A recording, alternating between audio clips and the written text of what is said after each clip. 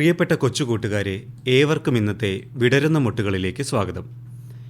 ഇന്ന് വിടരുന്ന മുട്ടുകളിൽ മൂവാറ്റുപുഴ നിർമ്മല പബ്ലിക് സ്കൂളിലെ കൂട്ടുകാർ അവതരിപ്പിക്കുന്ന വിവിധ പരിപാടികൾ കേൾക്കാം.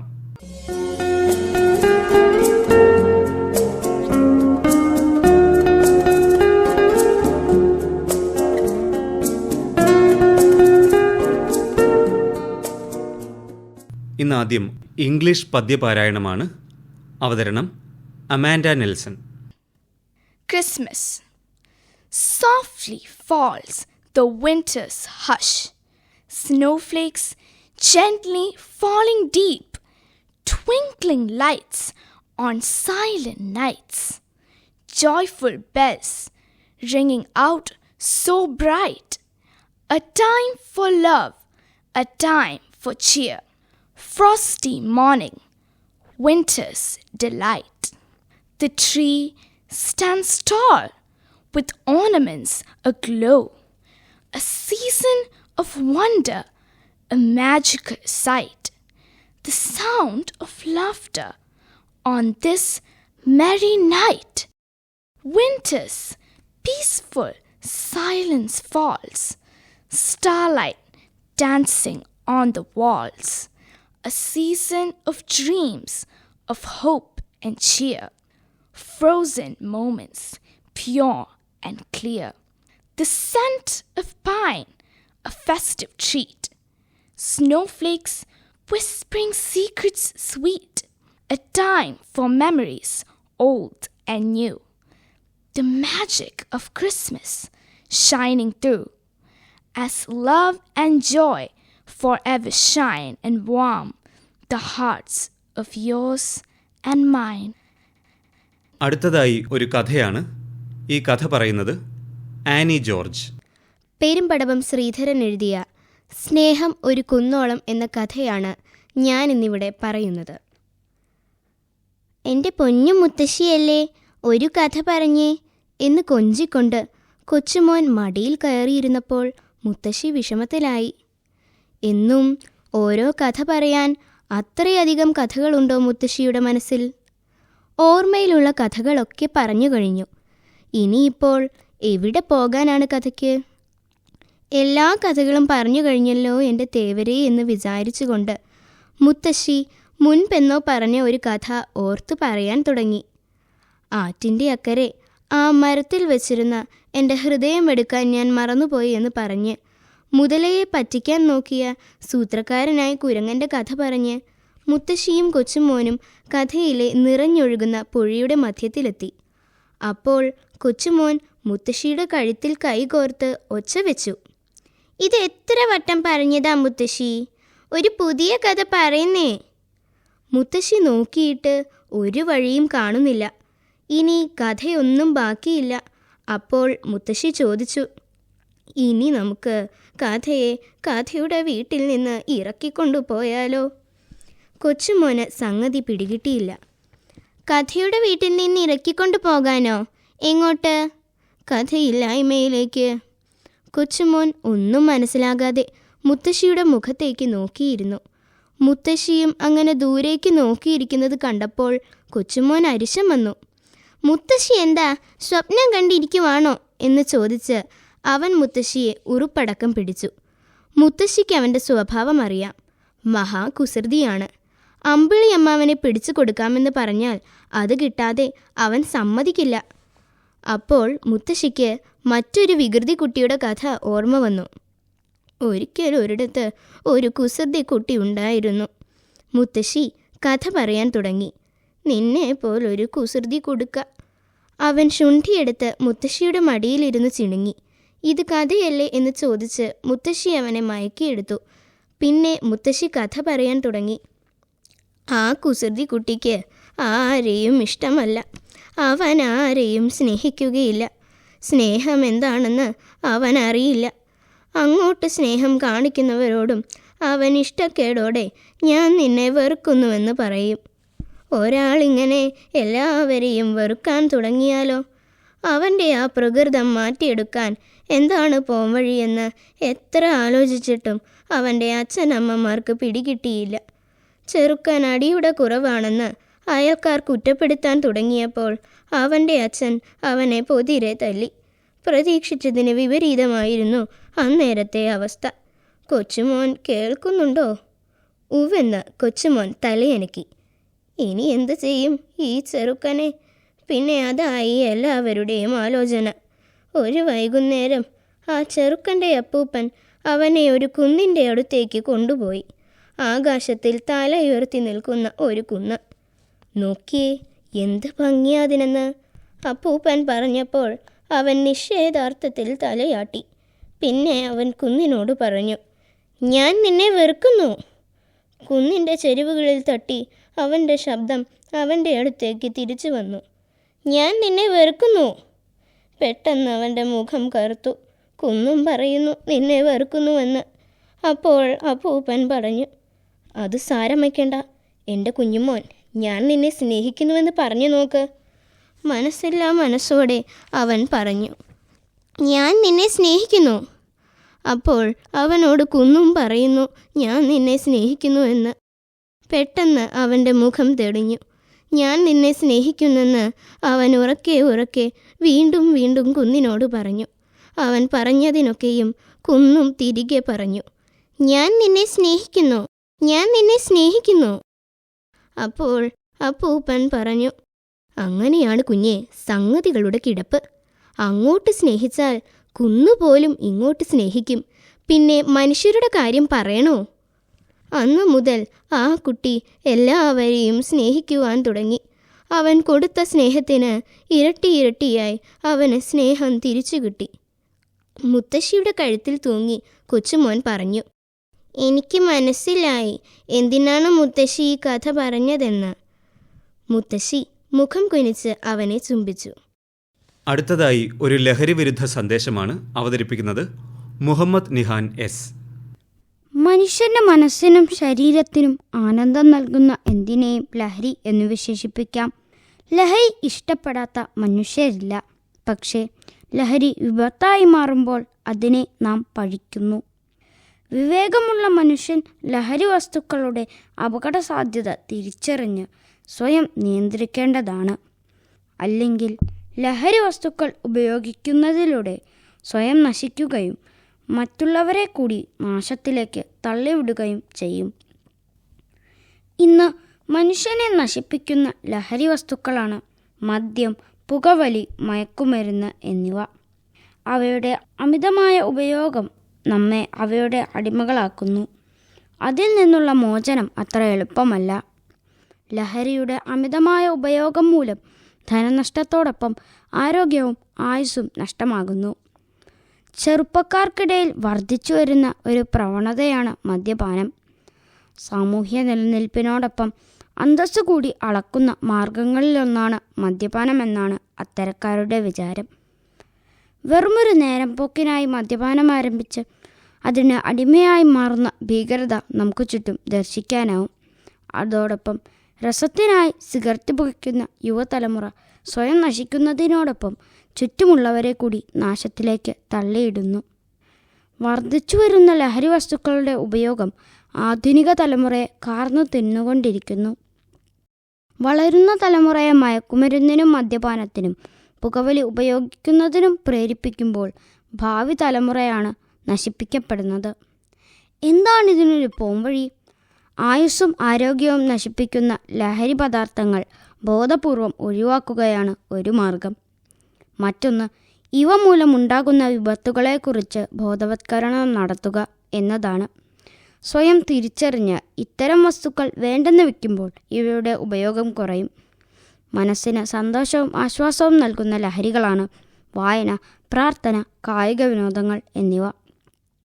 ലഹരി വസ്തുക്കൾ ഉപയോഗിക്കാത്ത നല്ലൊരു തലമുറയെ വാർത്തെടുക്കാൻ സമൂഹത്തിലെ എല്ലാ വിഭാഗം ജനങ്ങളുടെയും പിന്തുണ ആവശ്യമാണ്. പ്രത്യേകിച്ച് വിദ്യാർത്ഥികളുടെയും യുവാക്കളുടെയും ആത്മാർത്ഥമായ സഹകരണം ലഹരിക്കെതിരെയുള്ള പ്രവർത്തനങ്ങളിൽ അത്യന്താപേക്ഷിതമാണ്. നല്ലൊരു നാളേക്കായി നമുക്ക് കൈകോർക്കാം. ഇനി നമുക്ക് ഒരു ഹിന്ദി പദ്യം കേൾക്കാം. ഇത് ചൊല്ലുന്നത് റയ സാറ സുധീർ. मेरा सपना. कविता.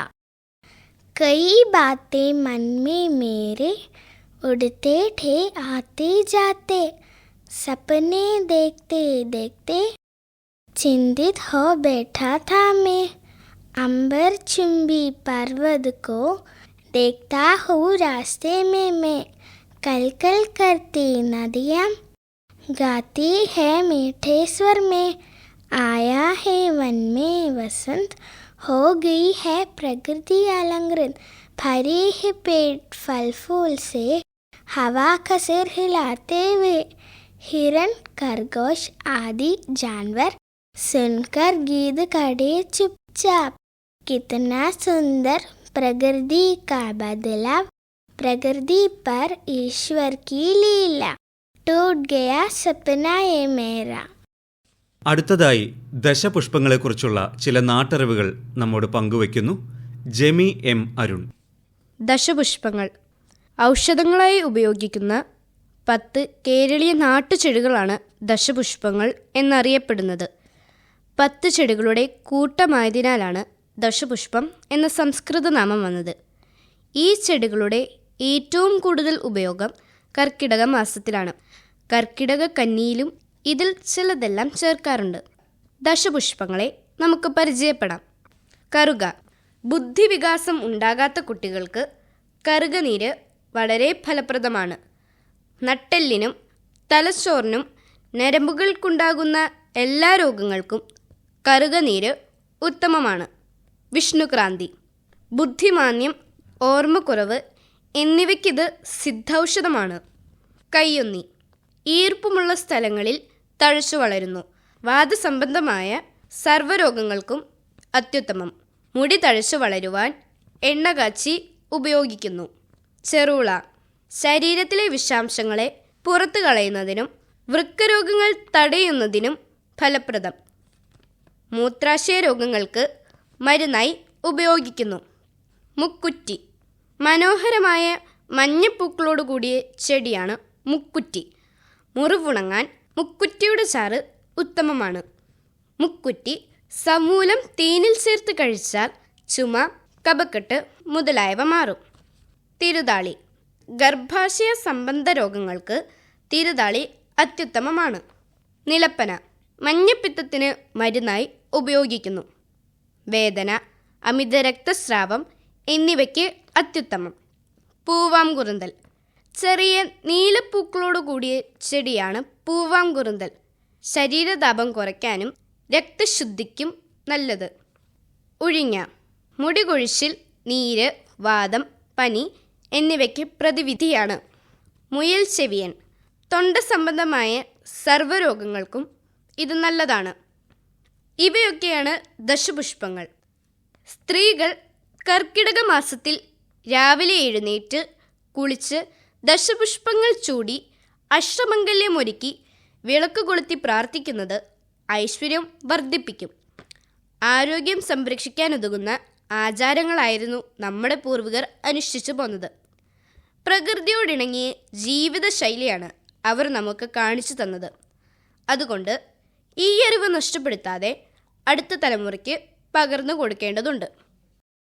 വിടരുന്ന മുട്ടുകളിൽ അടുത്തതായി മൂവാറ്റുപുഴയുടെ ഒരു ചരിത്ര വിവരണം അവതരിപ്പിക്കുന്നത് അന്ന മരിയ ബിനു. ഒരു ഭൂമിയാകുമ്പോൾ പുഴ കാണും. പുഴയ്ക്ക് ചുറ്റും മരങ്ങൾ കാണും. മരങ്ങളെ ആശ്രയിച്ച് കുറേ മൃഗങ്ങളും പക്ഷികളും കാണും. ഈ പറഞ്ഞ എല്ലാത്തിനെയും വിനിയോഗിച്ചുകൊണ്ട് മനുഷ്യരും കാണും. അങ്ങനെയുള്ളൊരു കഥയാണ് മൂവാറ്റുപുഴയുടേത്. മനുഷ്യരുണ്ടല്ലോ, ഇവിടുത്തെ പുഴയും മരങ്ങളും അതോടനുബന്ധിച്ചുള്ള ജീവികളെയും വിഭവങ്ങളെയും ആശ്രയിച്ച് കൃഷി ചെയ്യാനും കൃഷി ചെയ്തത് കച്ചവടം ചെയ്യാനും തുടങ്ങി. നീലിയാറും കാളിയാറും കോതയാറും മൂവാറ്റുപുഴയ്ക്ക് ജലമാർഗമുള്ള കച്ചവട സാധ്യതകളും ആൾ സാന്നിധ്യമുള്ള കവലകളുമാക്കി മാറ്റി. 3 ആറുകൾ വന്നു ചേരുന്ന മൂവാറ്റുപുഴയ്ക്ക് അക്കരെ വലിയങ്ങാടിയും ഇക്കരെ കൊച്ചങ്ങാടിയും എന്ന പേരുകളിൽ അറിയപ്പെട്ടു. പുഴയുടെ ഇരുഭാഗങ്ങളിലും നല്ല രീതിയിൽ തന്നെ കച്ചവട ചന്തകൾ ഉയർന്നു. ചന്ത ഓരോ ദിവസവും ഉണർന്നത് തലേ ദിവസത്തെ കച്ചവട നാണയങ്ങൾ എണ്ണി തിട്ടപ്പെടുത്തുന്നതിൻ്റെ ശബ്ദം കേട്ടാണ്. അത്രയധികം കച്ചവടം ചെയ്തിരുന്ന നാടാണ് മൂവാറ്റുപുഴ. തടി, കരിമ്പ്, പുൽത്തൈലം തുടങ്ങി ഏലം, ജാതി മുതലായ സുഗന്ധവ്യഞ്ജനങ്ങളുടെയും വ്യാപാര കേന്ദ്രമായി മൂവാറ്റുപുഴ ഇടം പിടിച്ചതിനാൽ പുറം നാടുകളായ കമ്പം, തേനി, മദ്രാസ് എന്നിവിടങ്ങളിൽ നിന്നുമുള്ള കച്ചവട സാധ്യതകളും കൂടിക്കൊണ്ടേയിരുന്നു. 20-ാം നൂറ്റാണ്ടിൻ്റെ ആദ്യ പാതിയിൽ ചെറുകിട വ്യവസായങ്ങളായ കൈത്തറിശാലകളും ബീഡി കമ്പനികളും പച്ചപിടിച്ചു. പിന്നീടെല്ലാം മാഞ്ഞു പോയെങ്കിലും ചെറുകിട വ്യവസായങ്ങൾ മൂവാറ്റുപുഴയെ ഒരുപാട് സാധ്യതകളിലേക്ക് കൊണ്ടുപോയി. കേരളത്തിലെ പ്രധാന കോടതികളിലൊന്നായ മുൻസിഫ് കോടതി 1870-ൽ പ്രവർത്തനം ആരംഭിച്ചു. മൂവാറ്റുപുഴയുടെ ഹൃദയഭാഗമായ കച്ചേരി താഴത്തു തന്നെയാണ് ഇന്നും കോടതി സ്ഥിതി ചെയ്യുന്നത്. തിരുവിതാംകൂറിൻ്റെ വടക്കൻ ഭാഗത്തെ പ്രധാന പട്ടണം എന്നുള്ള നിലയിലാണ് മൂവാറ്റുപുഴയിലെ സർക്കാർ ആശുപത്രി പ്രവർത്തനം ആരംഭിച്ചെങ്കിലും അധികം വൈകാതെ ജില്ലാ ആശുപത്രിയായി മാറി. തിരുവിതാംകൂർ രാജഭരണകാലത്ത് പണിത ഏഷ്യയിലെ തന്നെ ആദ്യത്തെ കോൺക്രീറ്റ് പാലം മൂവാറ്റുപുഴയ്ക്ക് കരമാർഗമുള്ള സഞ്ചാരവും കച്ചവട സാധ്യതകളും കൂട്ടി. മൂവാറ്റുപുഴയാറിന് കുറുകെ തിരുവിതാംകൂർ, കൊച്ചി രാജ്യങ്ങളെ ബന്ധിപ്പിക്കുന്ന പാലം നിർമ്മിക്കുന്നതിനായി മുൻകൈയെടുത്തത് ശ്രീമൂലം തിരുനാൾ മഹാരാജാവാണ്. നഗരത്തിൻ്റെ പ്രധാന ഭാഗങ്ങളായ കച്ചേരിത്താഴും വെള്ളൂർക്കുന്നം എന്നീ 2 പ്രദേശങ്ങളെയും ബന്ധിപ്പിക്കുന്നതാണ് ഈ പാലം. 12 ആനകളെ വെച്ച് ബലപരീക്ഷണം നടത്തിയത് പാലത്തിൻ്റെ മറ്റൊരു പ്രത്യേകതയാണ്. ദൂരദിക്കിൽ നിന്നുള്ള കച്ചവട സാധ്യതകൾ കണ്ട് ചിലർ ഇവിടെ സ്ഥിര താമസമാക്കി. അങ്ങനെ മൂവാറ്റുപുഴ കച്ചവടക്കാരുടെ നാടായി. വെള്ളപ്പൊക്കം, ഗതാഗതക്കുരുക്ക് എന്നിവ മൂവാറ്റുപുഴയെ അലോസരപ്പെടുത്തിക്കൊണ്ടേയിരുന്നു. കരിമ്പിൻ കൃഷി സാധ്യതകൾ മായാൻ തുടങ്ങിയെങ്കിലും കൈതച്ചക്കത്തോട്ടങ്ങൾ മൂവാറ്റുപുഴയുടെ പുതിയ അധ്യായമായി മാറി. നമ്മുടെ പൂർവികർ നമുക്ക് തന്ന കരുതൽ വരും തലമുറയ്ക്ക് കൊടുക്കേണ്ടേ? വീണ്ടും ഒരു നല്ല നാളേക്കായി നമുക്ക് കൈകോർക്കാം. ഇനി നമുക്ക് കേൾക്കാം ഒരു വയലിൻ വാദനം. അവതരിപ്പിക്കുന്നത് ധനഞ്ജയ് നീരജ്, ഔസേഫ് ടോം എന്നിവർ.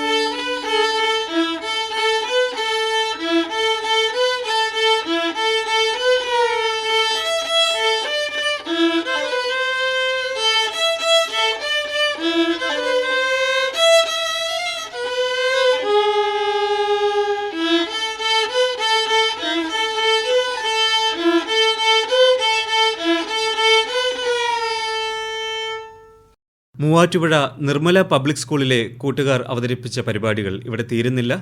ഇതിൻ്റെ തുടർഭാഗം അടുത്ത ആഴ്ച ഇതേ സമയം കേൾക്കാം.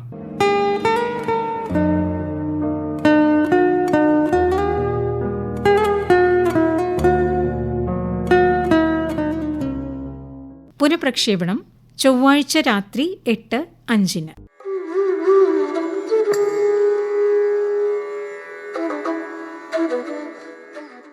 പരിപാടികൾ നിങ്ങൾക്ക് ഇഷ്ടമായോ? തീർച്ചയായും ഞങ്ങൾക്ക് എഴുതണം. വിലാസം: വിടരുന്ന മുട്ടുകൾ, care of station director, Akashvani, Kochi 21.